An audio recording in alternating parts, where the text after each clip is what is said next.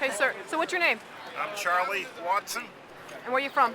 I live in Brockton, Massachusetts. Wow. So what do you think of this Tea Party protest today? I'm very encouraged. Great turnout for Thursday and a lot of spirit.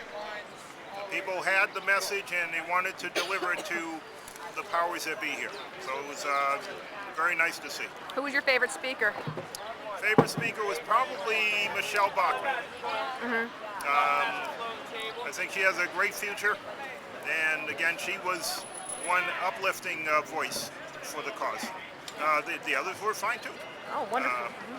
Saxby Chambliss, no problem there. And tell me also, did you see any party crasher or Tea Party crasher types coming in around here? I only saw one who seemed to be a little rambunctious over on the other side. By the time I got there, he had pretty much run out of steam. He was trying to interrupt one of the reporters over there. I couldn't really hear what he was saying. I think it was more along the racist tones. He was black and he was just sounding off. And once I went over and wanted to hear what he had to say, he had pretty much finished at that point and left. But I wanted to confront him right away and hear just what his problem is. But Well, now that we're on that issue, particularly the stories about racial slurs being thrown at these tea parties, what are your thoughts on that, being an African American yourself? I think it is absolutely false. Oh, yeah? How about some of the Congressional Black Caucus members? You don't think that they're telling the truth about this, or no? I think that's completely fabricated. Now, I'll tell you why.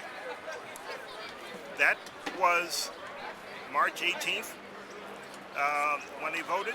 20th. Okay, it was in March.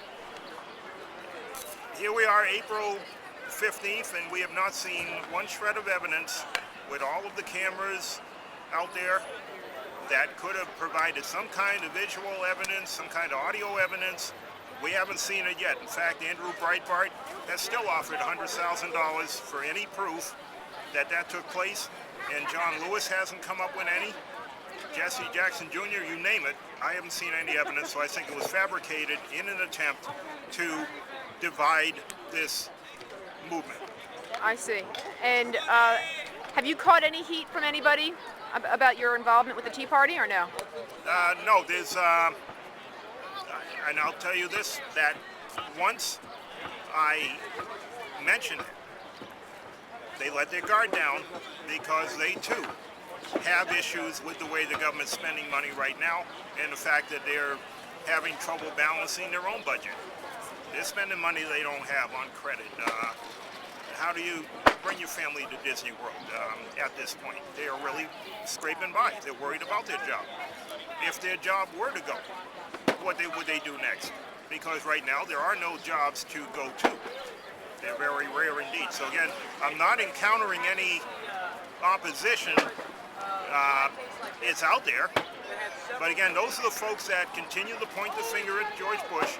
Last time I checked, Bush has not been president for 15 months.